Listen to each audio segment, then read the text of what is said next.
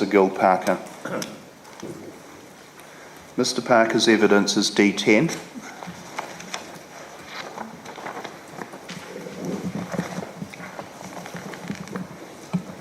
So, it's on. Oh, yeah.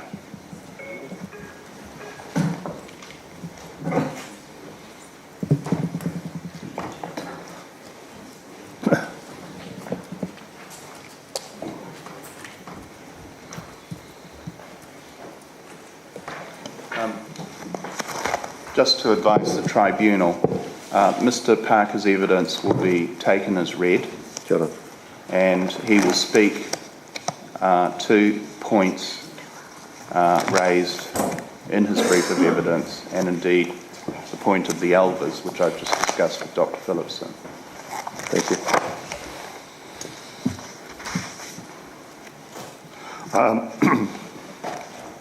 My name is Gilly Parker. My hapus in the north are Te taniwha. My tribe is Ngā Hapū. My hapu in the Rotorua area is Ngāti Whakaui. I'm talking on my area of Taiamai of Lake Omapere. I was born in 1937, and by 1939 I knew a lot about Lake Omapere because my old people used to take us down to Lake Omapere quite often. Amongst the issues that I know of Lake Omapere is, in the times of the spiritual Ariki people, that was one of the main food sources and all that for our people. When the canoes came in, the first canoes around our area was Ngāti Awa. Ngā Hapū canoes came in. Out of that canoe, it was the forming of Ngāti Awa in the north and Ngā Hapū. As I was saying there in my talk on the lake, all the medicines and that was used by our people in those times came from the Lake Omapere. The eels at certain times of the year were used, and they took all the slimy stuff off the eels. My grandmother used to do it and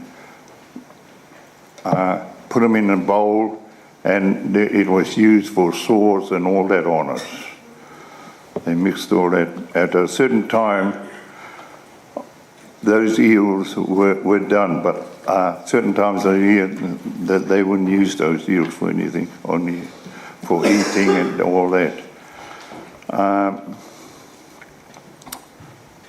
We had quite a lot of input into Lake Omapere, and even right up to today, I still stay not far from Lake Omapere.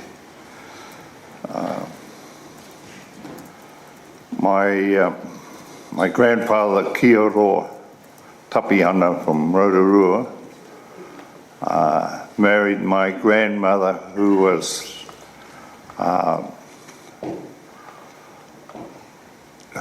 from Ngā Hapū, Ngāti Awa people. Her connection was through Hare Mātenga, who was one of the first judges that was done in. He served his time as a judge in the Rotorua area in those times.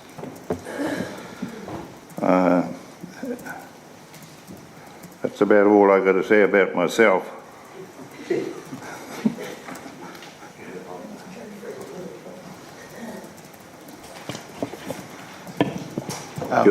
Mr. Parker, Yeah.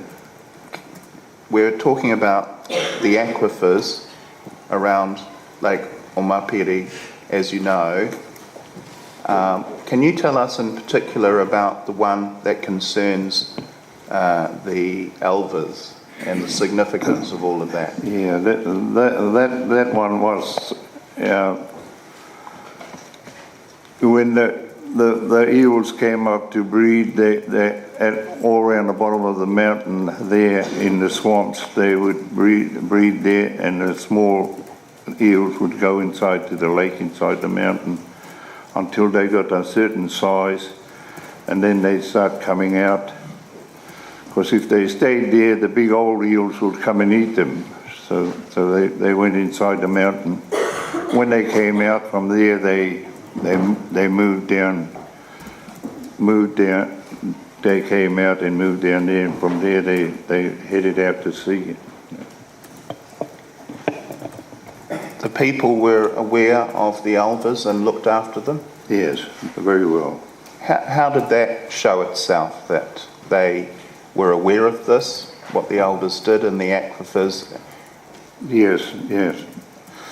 Yeah, they knew what was how to look after those small baby eels and all that. A big issue happened in about 1952, 53 in our area, where one part of those farms were sold to a European, and the Maoris told them, he put a drag line in to clean the river, and the Maoris told them not to go into any of those areas where those swamps were, because they were the breeding place for these little eels before they went into the mountain.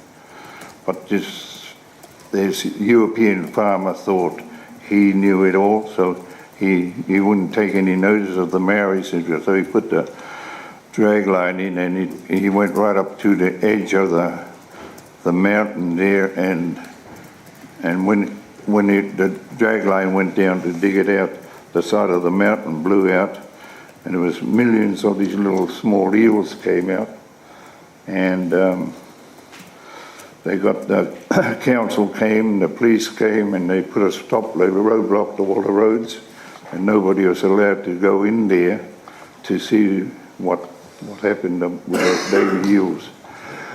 And after that, all the waters around the lake and all around the mountains there all started to go very rusty over the issue of that.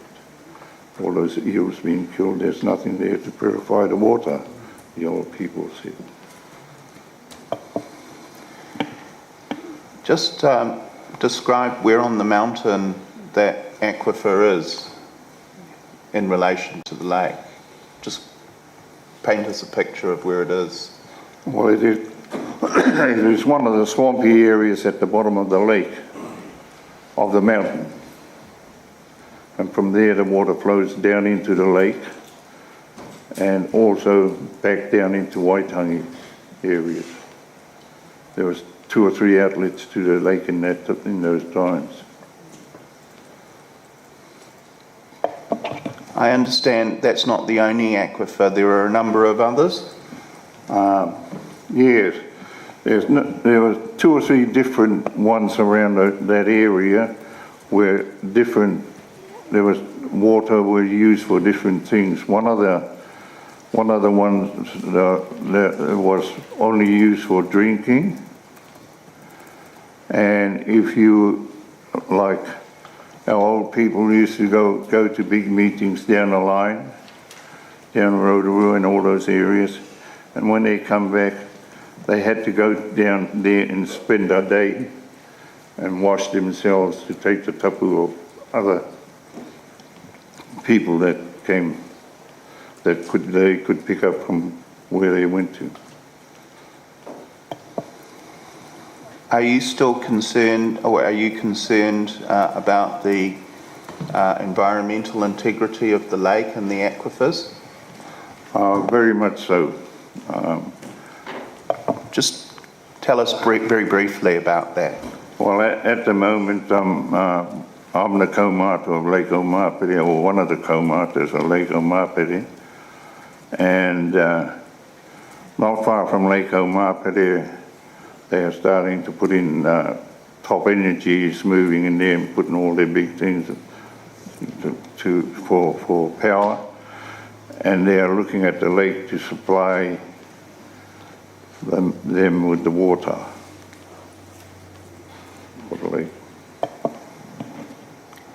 do you work with other people to protect or to improve the water of the lake and where it comes from the aquifers? Yeah, we got a trust board doing all that work, and they do a good job.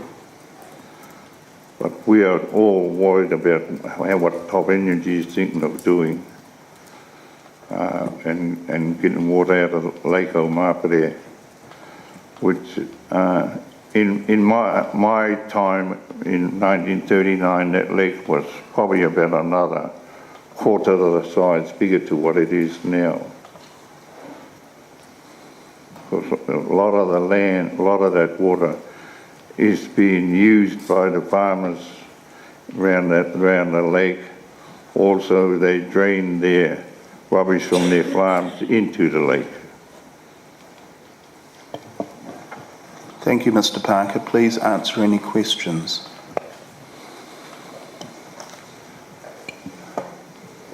Tēnā koe, Mr. Parker. Gillies.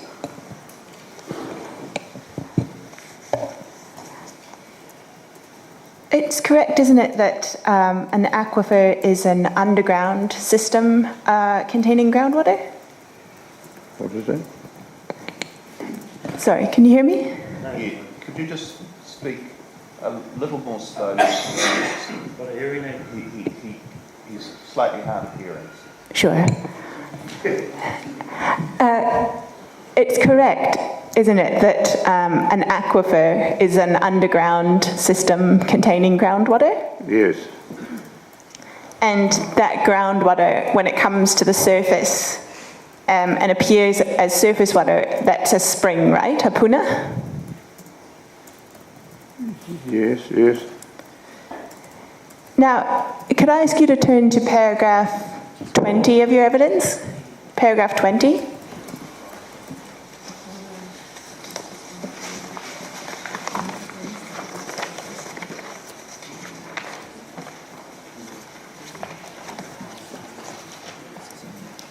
Yeah.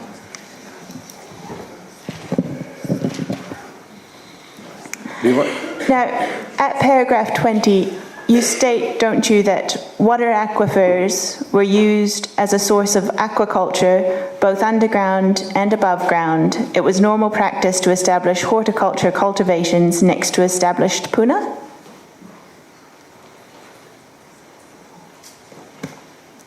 That's what you say at paragraph 20? Yeah. Now, just to clarify, in relation to horticulture, it's the surface water from the puna that's being used, is that correct? Yeah, yeah. At the moment, I've only had cataracts put in my eyes about 3 weeks ago, and I'm having a job to read what you're telling me to read. Can you read it off the screen, perhaps? Is that easier? Oh, that'll be better.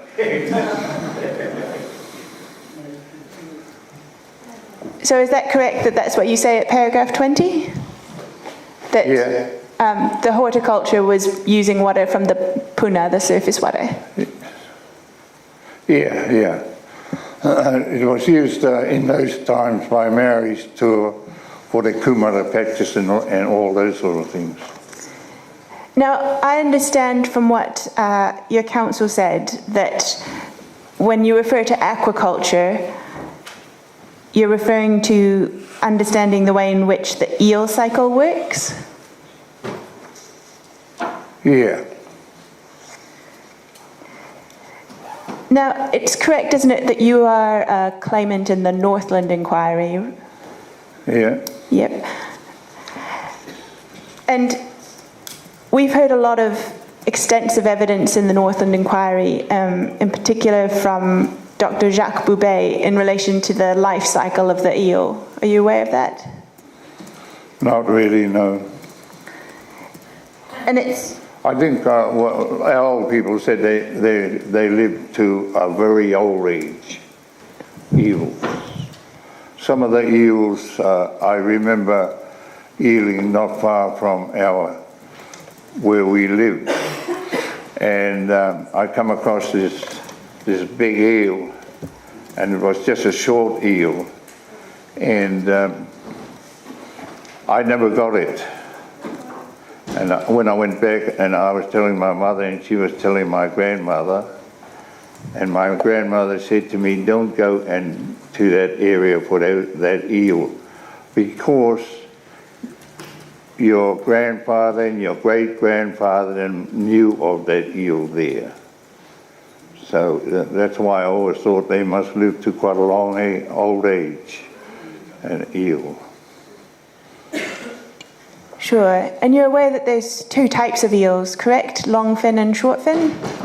Yeah, there was many different eels in Lake Omapere, and certain times of the year different eels would come up, and sometimes 2 or 3 different eels would be there at the same time. And as you say, eels live quite a long time, Yeah. and it's correct, isn't it, that they only breed once in that lifetime? They what? They only breed once in their lifetime? Oh, I haven't sort of looked at that issue. I do not know. And it's correct, isn't it, that when they're ready to breed, they actually leave New Zealand and breed somewhere in the South Pacific? Well, what they tell me, what happens with those little baby eels is that as they get close to the salt water, they change the colour of the eels disappear, and all you see is part of the bone of those little eels. And they go right up in the Pacific, somewhere different places, and breed there, and then they come back down to our areas. Thank you, those are my questions. Thank you.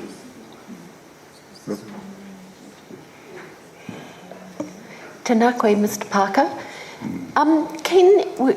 Can you tell us a little bit more about Top Energy's proposals for what is a very shallow lake? Do you know what they're thinking of doing? Well, what Top Energy is thinking of doing is using the water from the lake for their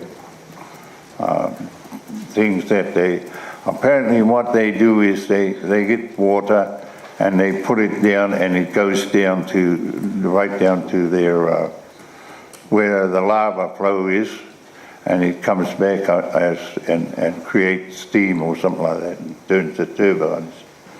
I'm not sure, it's something like that. But I've attended 2 or 3 meetings in Ngāti Rangi, which Ngā Hapū Te taniwha is part of, but they wouldn't. Top Energy didn't want anything to do with Ngā Hapū. They only wanted Ngāti Rangi Hapū there. But when I sat there and listened to what was going on, there's hundreds of thousands of gallons of water that Top Energy wants to use for what they are doing there. And the last meeting I attended to, they were starting to talk of building another turbine station not far from Lake Omapere. So they are probably thinking of using Lake Omapere as part of the route to get water from. And will that water return to the lake? Or do you know? No, I think what it does, it goes back. They put it back into the river, and the river goes back down into the open sea again. Okay, thank you. And just my final question, do you still eat eels from Lake Omapere? Well, I do. You do? I always have. Yes. I just wondered, with the degradation of the water, whether you still feel comfortable eating eels.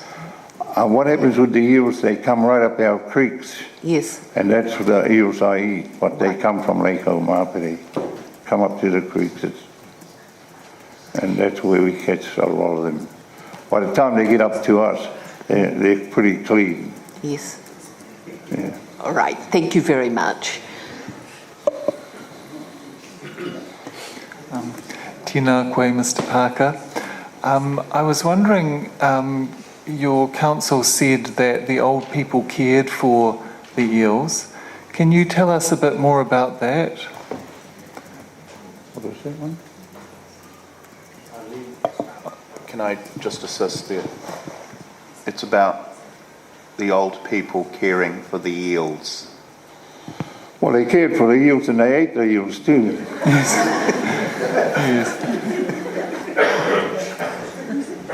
Okay, thank you. And thank you very much for your evidence.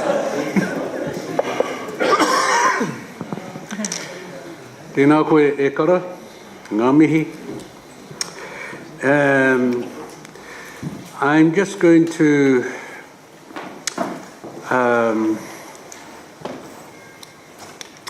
bounce off the question from one of my colleagues about the eels of Omapere. You stated that by the time the eels of Omapere come up your creek, and by the time it gets to you, it's pretty clean. All right. What about the eels that are in Omapere? Do people eat them? They are not supposed to be eating them, but I think they still do eat them. Any ill effects? No, what happens is when they get the eels out of Lake Omapere, they put them in big drums in fresh water, and after that they eat them. I suppose we'll smoke them. And Right. Maori science. All right. You also talked to your submission, and you talked about certain times of the season where eels were used for purposes other than eating, and that was to extract the slime from the eels to apply to sores. What season would that be?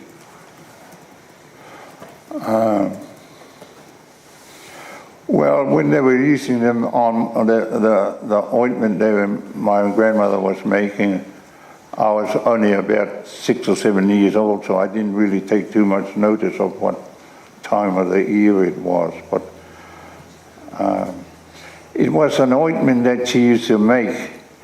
And the first time I went to school, and she rubbed these on my feet because, you know, we were barefooted and walking in the cold, and we used to get the cracks in our feet, and she used to rub all this stuff. So the first time she done that to me, I went to school, and then when I got there, the other kids said to Pooh, you stink, you know. So I went back and I told my grandmother, no, I don't want that ointment of yours. It stinks stuff. So she went out to the garden and she bought some flowers and crunched the flowers up and mashed it up and put it in there. And it was quite good. No kids complained about it after that because it had a good, nice smell on it. Yes, we might need that recipe to add to kaumātua then. I don't know what sort of flower it was. Oh, right. Okay, and the other question that I was going to say that I think you need to put some intellectual protection, property protection around that ointment from the slime of eel. My last question to you is, you talk about Ahuahu and the drag line that penetrated the side of Ahuahu and caused the aquifer to leak from Ahuahu, and millions of eel elvers came out of that leak. Now, you also say that the authorities closed it off, the police closed it off. Why? I don't think they really wanted anybody to see what really happened to those little eels that came out, because I think a lot of our old people went mad about it because they knew what happened. But slowly the creeks cleaned themselves up, and they got rid of a lot of that stuff, a lot of those little eels that died from coming out of there. It was just a rush of water came out, and I suppose the lake at that time pushed all the water out when he went in there. Now, the authorities, that is the local council, I'm just trying to get my head around as to why they went to the extraordinary process of cutting off the public from there. Were they concerned about Maori protest, or were they concerned about the general public, the backlash from the non-Maori public? I think they were concerned about both issues, the Maori issue and the general public. Okay. Well, thank you for your evidence, Ekara. Ngā mihi kia I'll koe. try and get that thing for you for that medicine too. Yeah. You're gonna make me pay?